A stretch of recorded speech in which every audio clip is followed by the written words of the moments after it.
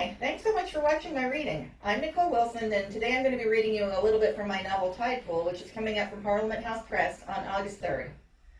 And here's a quick super summary for you.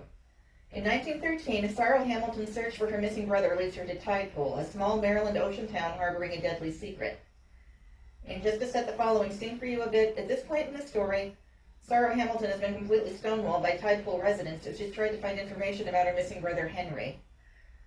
And her father, who is not pleased that Sorrow went to Tide Pool against his wishes, has sent his employee Charlie Sherman, a friend of both Sorrow and her brother, to Tide Pool to find Sorrow and bring her home to Baltimore. However, a murder takes place in the town overnight, and now Tide Pool's marshal won't allow Sorrow and Charlie to go home until he's questioned them. While Sorrow and Charlie are in Sorrow's room at the local inn discussing what to do next, they get a very interesting invitation from Mrs. Ada Oliver, a wealthy and mysterious widow who Sorrow thinks may know something about what happened to Henry. And this is what happens next. Chapter 11, The Prank. Mrs. Oliver sat in her familiar burgundy armchair close to the fireplace, her back to the entrance. She turned to look at them and then stood. Mr. Sherman and Miss Hamilton. She nodded to each of them in turn. I understand that Marshal Lewis has insisted you remain in Tide Pool for the time being. I find the notion that you could have anything to do with the events here ridiculous, and I thought you might join me for lunch back at my home, or a brief respite from this inn. And I'd like to continue our discussions about property development, Mr. Sherman. Sorrow wasn't sure whether to scream in horror or laugh at Mrs. Oliver's sheer nerve. Granted, Mrs. Oliver didn't know Sorrow had overheard her talk with Balt, but could she seriously believe Charlie still had any interest in developing a town that was holding both of them captive? Charlie did the refusing for her. Mrs. Oliver, I appreciate that offer very much, and I'm sure Miss Hamilton does as well. But we've been told we cannot so much as leave the inn until Marshal Lewis has questioned us about the events of this morning. And after that, we must be going. Miss Hamilton's father is expecting us back today. He's going to be quite alarmed if the two of us don't appear at Baltimore sometime tonight. Mrs. Oliver regarded them for a moment before speaking. Marshal Lewis will not argue if you accompany me. He understands that I would hardly smuggle you out of town, and in any event, it's likely that you will be unable to depart today. The marshal can be methodical. And by that you mean slow? Shirley said with a wry tone. Precisely. There was no corresponding wry tone in Mrs. Oliver's voice. Well, we warned the marshal that her father is already very impatient to get his daughter back. Shirley tipped his head towards Sorrow. After all, he's already got a son who has yet to return from this place. If the marshal takes too long, he may find himself getting some outside help when Miss Hamilton's father sends in the cavalry. While Charlie and Mrs. Oliver talked, Sorrow turned things over in her mind. This was her chance to see the place owned by the woman who appeared to know what was happening here and why. She wondered if Quentin would be there, lurking around. If he was, she wondered if she could get him by himself and persuade him to tell her what had happened to Henry, assuming, of course, that the strange young man truly knew and wasn't just acting out. I think lunch at your home would be lovely, Mrs. Oliver, she said. Charlie broke off and looked at her in surprise. Mrs. Oliver merely gazed at her. I'm glad to hear that. Please, come along with me now. Mrs. Oliver took a moment to speak to the Coopers about something, and Charlie edged close to Sorrow. You sure about this? He whispered. You were scaring out the death of her just a little while ago. And I'm still wary, but I want to see what she does. She's been hot to get me over there since I arrived. Besides, if there's any sign of Hal anywhere in her house, I need to find it. Charlie shook his head. I don't have a good feeling about this, Sally. She squeezed his hand quickly and gently, choosing to overlook his use of that hated nickname for the moment. Let's just watch out for each other when we get there. We stay together, no matter what. Besides, how likely is she to try something if she knows outside forces will come looking for us? Charlie's brows nodded, as if he weren't too sure about that idea.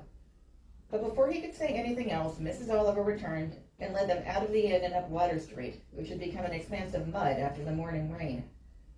Sorrow lifted her dress as she walked, avoiding puddles and hoping she could keep her hem from trailing on the ground and getting filthy. The morning rainfall had done nothing to alleviate the humidity in the town, and Sorrow swiped a hand over her forehead as they made their way up the main street. She marveled once again at the enormous cemetery they passed on the way up the hill. She could scarcely believe there had ever been this many people in the town in all of Tide Pool's history. And there was that odd sign again, darkened from the rain. If ye give not willingly, the lords will rise. The Lords. Mrs. Oliver had mentioned them to Balt during their bizarre conversation. Who or what did that refer to? Somehow Sorrow was not surprised that the enormous brick home looming at the top of the hill was Mrs. Oliver's. The mansion was the only structure in Tidepole that didn't appear to be on the verge of collapse.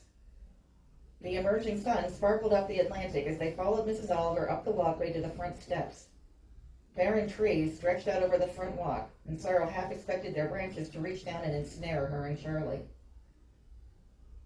Mrs. Oliver opened the large front door and motioned for them to follow. The house was not quite as opulent inside as Sorrow had expected, but it was still impressive. A polished wooden staircase ran up the right side of the dim entrance foyer. A large painting of a stern, almost cruel-looking man dominated the entranceway. His eyes made Sorrow shudder. They reminded her of Mrs. Oliver's dark, pitiless stare. Charlie glanced back at Sorrow, and she smiled as if to tell him that she was all right. "Now, let me just see to things in the kitchen," Mrs. Oliver said. "Don't put yourself to too much trouble on our behalf, Mrs. Oliver," Charlie called out. Sorrow was wondering if she and Charlie could steal away and start discreetly peering in rooms when Mrs. Oliver's harsh, angry shout rang through the house. "Quentin!" Sorrow and Charlie shared a glance and then ran down the hallway in search of Mrs. Oliver. They reached the parlor and froze. Sorrow slapped a hand over her mouth to stifle a scream. Once again, the back of her neck went ice cold and clammy, and her vision went fuzzy gray around the edges. Quentin's body slumped backwards in a wooden chair. His white face lolled towards them, and his mouth hung open. A deep red gash bisected his neck, and rivers of blood spilled down from the appalling throat wound and stained his white shirt and the rug. A straight razor dangled from his right hand. "Sally, don't look at him," Charlie murmured, turning quite pale. He put an arm around Sorrow and started to steer her out of the room. "Oh, honestly, Quentin," Mrs. Oliver said, sounding furious. "Stop being foolish and clean yourself up. Look at how you're upsetting our guests." I don't think he can hear you," Sorrow said, wondering if the poor woman had been driven mad by the sight of her dead brother. Mrs. Oliver spun around and fixed Sorrow with a very intense glare. "I assure you both that Quentin is perfectly fine. I'm afraid that he has a very morbid sense of humor. Morbid and most inappropriate. I believe it came from reading too many of the works of Mr. Poe as a child." "Mrs. Oliver," Charlie started, "I really don't think he's just—" The widow turned that intense look on Charlie, stopping his speech at once. "The dining room is to your right. Please be seated in there. Quentin and I will join you shortly, right after he cleans himself up and stops being childish." Sorrow nearly laughed at the bizarre request. The dining room? Did this mad woman seriously believe anybody would be capable of eating after witnessing such a horrific scene? Was everyone in this town completely insane? "Charlie, let's leave," she whispered, trying to fight the urge to collapse on the nearest sofa. I don't want to be here anymore."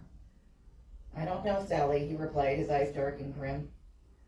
"What don't you know? This is awful. The man's dead, and this woman is obviously snapped. We should go get some help."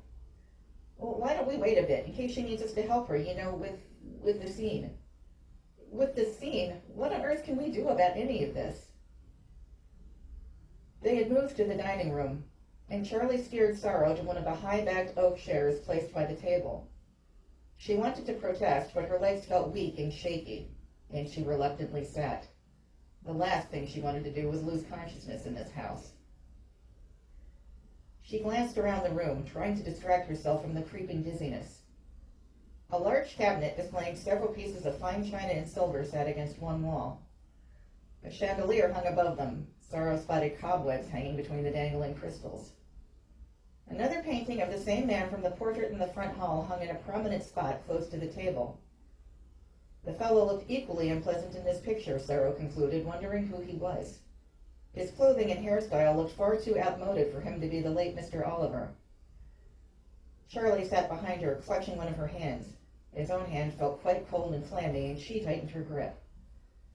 A person moved around in the kitchen, accompanied by the sounds of cutlery striking plates. Ada Oliver scolded someone in too low of a voice for Sorrow to hear the words. Was someone else in the house, too? Did she perhaps have a servant? Oh, surely she would. Mrs. Oliver swept into the room. Someone else was definitely in the kitchen, because Sorrow could still hear the sounds of food being prepared. All right, then. Lunch will be served very soon. But your brother, Sarah said, her voice faint. My brother is pulling himself together, Miss Hamilton. I apologize again that you had to see something so unpleasant.